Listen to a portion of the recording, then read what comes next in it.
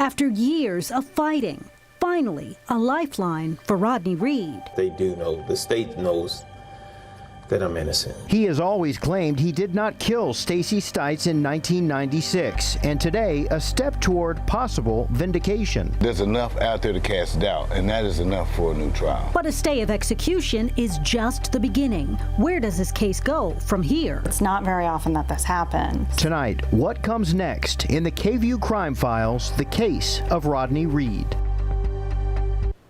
It's a day millions have been pushing for, a day where Rodney Reed found out he has more time to live. The death row inmate will stay behind bars as his case is opened back up for review. But what does all this mean? KVUE's Mike Marute joins us in studio to explain what's next. Mike? Mike Quita, tonight Rodney Reed's team celebrates, but only for a short time. This stay of execution means the case goes back to the trial court to look at the evidence, old and new. It means the execution has been canceled. Amanda Marzullo is the executive director of the Texas Defender Service. She also reached out to Texas senators to call for Rodney Reed's stay of execution. Friday afternoon, the Criminal Court of Appeals ordered Rodney Reed's execution to be stayed.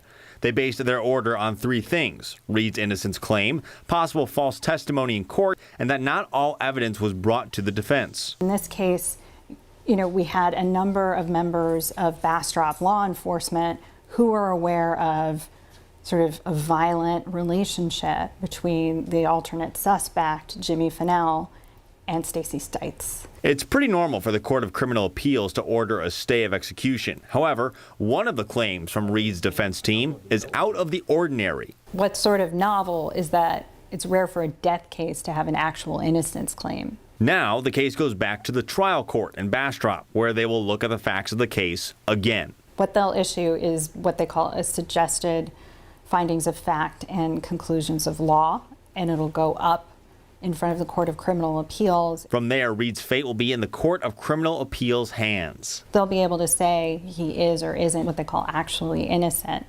And if that's the one ground for relief that he has asserted, that could have him released from prison. The other two would entitle him to a new trial, so it would be back at square one. For now, Marzullo says the trial court could take at least a few months, maybe even a year, to send their findings of fact and conclusions of law to the Criminal Court of Appeals.